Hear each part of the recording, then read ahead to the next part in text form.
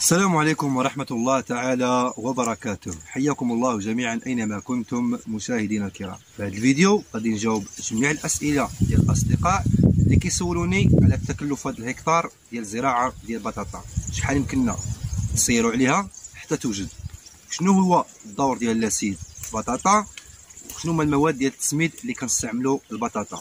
يعني جميع المعلومات اللي غنحاول نعطيكم على هذه الزراعة هذه.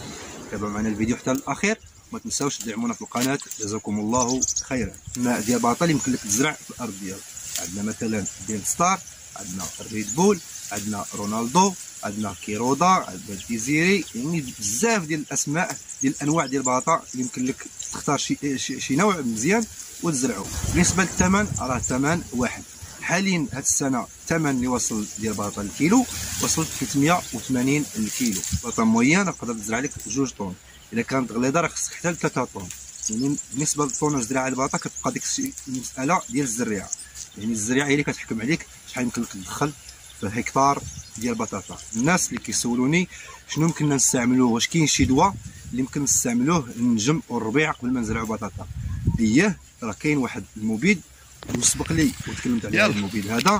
المبيد اللي كنتكلم عليه هو كليفوزات. هذا الكليفوزات هذا كيستعملوه النجم. الا كان النجم في الارض ديالك خصك ديرو قبل ما تزرع بطاطا، يعني باش كيقتل داك الربيع وما كينوضش عندك الربيع قوي. كنا نداويو البطاطا ديالنا، يمكن لك داويها ملي كتكون الورقه ديالها قد الودينات ديال الفار، يعني ملي كيبداو الودينات ديالها صغيورين ديك الساعه قبل ما تخرج 2 ورقات خصك داويها. يعني الا خليتيها حتى كبرت عاد داويتيها كتهرس فيها الجهد. الزراعه الى احتاجاني راه من 4 مليون حتى 4 مليون ونص، يعني واجد.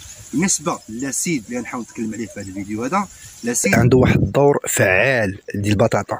لاسيد كنستعملوه ملي كنطلقوا الماكله البطاطا، كنستعملوا لها لاسيد باش كيبيرجي لنا السينتا. ملي كتبقى بقات السينتا كيسرحها وكيسرح لنا حتى الارض، يعني التراب الا كان ارض قاصحه الارض كتولي هشيشه وبطاطا كتلقى فين تبيض، بطاطا كتبغي الرطوبه.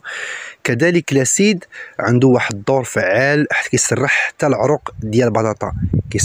كانت العروق مبوشين كيسرحهم. وشحال خصنا من يطرو في الهكتار ديال لاسيد؟ 5 يطرو في الهكتار، يعني ما تعداش 5 يطرو في الهكتار في البوطه ديال الماء، يعني ديال 200. هذا كل ما يخص في هذا الفيديو. ما تنساوناش بالدعم ديالكم في القناه، جزاكم الله خيرا، والسلام عليكم ورحمه الله تعالى وبركاته.